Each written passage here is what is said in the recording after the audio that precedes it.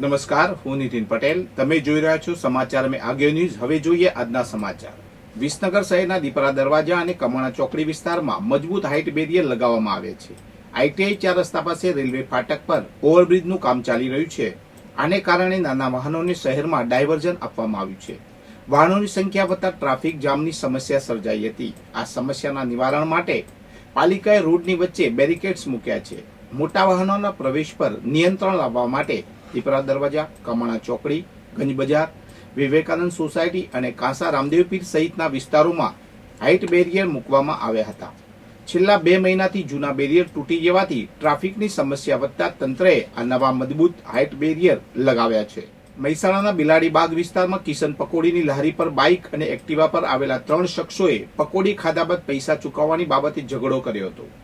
આ સમગ્ર ઘટના CCTV કેમેરામાં કેદ થઈ હતી અને સોશિયલ મીડિયા પર વાયરલ થઈ હતી.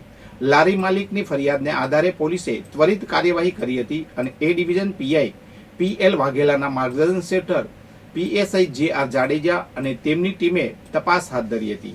પોલીસે આરોપીઓની ઓળખ કરી તેમની ધરપકડ કરી છે. પકડાયેલા આરોપીઓમાં ઠાકોર ચહેરાજી મંગાજી, ઠાકોર પ્રવીણજી ચહેરાજી અને ઠાકોર ગૌતમ હિંમતસિંહનો સમાવેશ થાય છે. ત્રણેય આરોપીઓ મોટીદાવ અને ખુમાપરાના રહેવાસી છે. પોલીસે આરોપીઓને ઘટના સ્થળે લઈ જઈને કાયદાનું ભાન કરાવ્યું હતું અને આગળની કાનૂની કાર્યવાહી શરૂ કરી છે. ઊંઝા શહેરમાં સ્ટેટ બેંકની સામે આવેલા બજરંગ નાસ્તા હાઉસને સ્વચ્છતાના નિયમોનું ઉલ્લંઘન કરવા બદલ નગરપાલિકાએ દંડ ફટકાર્યો છે. 1 સપ્તાહ પહેલા એક ગ્રાહકને પીવાના પાણીમાં કચરો મળ્યો હતો. આ ઘટનાનો ફોટો સોશિયલ મીડિયામાં વાયરલ થયો હતો અને આ મામલો નગરપાલિકાના ધ્યાન પર આવતા આરોગ્ય વિભાગે તપાસ કરી હતી. તપાસમાં ગંભીર બેદરકારી જણાતા નગરપાલિકાએ બજરંગ નાસ્તા હાઉસને ₹15,000નો દંડ ફટકાર્યો છે. આ ઘટના બાદ લોકોમાં નાસ્તા સેન્ટરોમાં વપરાતી સામગ્રીની ગુણવત્તા અને સ્વચ્છતા અંગે પ્રશ્નો ઉઠ્યા છે.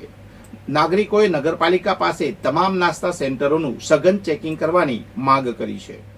કલોલ તાલુકાના ડીંગુચા ગામના વતનીની અમેરિકાના સ્ટોર પર ગોળી મારી હત્યા કરવામાં આવી છે. એક ગ્રાહકે તેના સ્ટોર પર આવીને ફાયરિંગ કરીને ડીંગુચા ગામના પરેશભાઈની હત્યા કરી હતી. પરેશભાઈ છેલ્લા 10 વર્ષથી અમેરિકામાં રહીને સ્ટોરમાં નોકરી કરતા હતા. સમગ્ર ઘટનાના CCTV સામે આવ્યા છે. ઘટના દરમિયાન એક વ્યક્તિ ગ્રાહકના રૂપમાં સ્ટોરમાં આવ્યો હતો. તેણે પહેલા કેટલીક ખરીદી કરી અને ત્યારબાદ પરેશભાઈ પર ફાયરિંગ કરી દીધું હતું. આ સમગ્ર ઘટનાનો વિડીયો સોશિયલ મીડિયા પર વાયરલ થયો છે. પરેશભાઈની હત્યાના સમાચારથી ડીંગુચા ગામમાં શોકની લાગણી ફેલાઈ ગઈ છે અને તેમના પરિવારજનો અને ગ્રામ લોકો આ દુઃખદ ઘટનાથી સ્તબ્ધ છે. મહેસાણા SOG પોલીસે વડનગર તાલુકાના કરબટિયા ગામની સીમમાં મોટી કાર્યવાહી કરી છે. પોલીસને મળેલી બાતમીને આધારે ભાયડાવાડા વિસ્તારમાં દરોડો પાડવામાં આવ્યો હતો. અહીંથી પોલીસને 5 કિલો અને 400 ગ્રામ વજનના ગાંજાના છોડ મળી આવ્યા હતા. આ ગાંજાની કિંમત ₹54,500 આંકવામાં આવી છે. પોલીસે ખેતરના માલિક ઠાકોર અલખાજીની ધરપકડ કરી છે અને આરોપીએ પોતાના કબજાવાળા ખેતરમાં ગેરકાયદેસર રીતે ગાંજાનું વાવેતર કર્યું હતું. મહેસાણા જિલ્લામાં ગાંજો, અફીણ અને ડ્રગ્સ જેવા માદક પદાર્થોની હેરાફેરી અટકાવવા પોલીસ અધિકારીએ વિશેષ સૂચના આપી હતી અને આ સૂચનાને પગલે SOG પોલીસનો સ્ટાફ વડનગર પંથકમાં પેટ્રોલિંગ કરી રહ્યો હતો. પોલીસે આરોપી વિરુદ્ધ NDPS એક્ટ હેઠળ ગુનો નોંધી વધુ તપાસ હાથ ધરી છે. કડી તાલુકાના નાની કડી વિસ્તારમાં કોરોના વાયરસનો નવો કેસ નોંધાયો છે.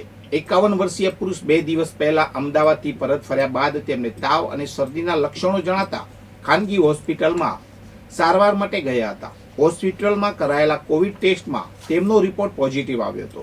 સ્થાનિક તબીબે તરત જ આરોગ્ય વિભાગને જાણ કરી હતી અને આરોગ્ય વિભાગની ટીમે દર્દીના ઘરની મુલાકાત લઈને પરિવારના તમામ સભ્યોની તપાસ કરી હતી. દર્દીના પરિવારના તમામ સભ્યો હાલ સ્વસ્થ છે. દર્દી હાલ હોસ્પિટલમાં સારવાર હેઠળ છે અને તેમની તબિયત સ્થિર છે. આરોગ્ય વિભાગ પરિસ્થિતિ ઉપર સતત નજર રાખી રહ્યું છે.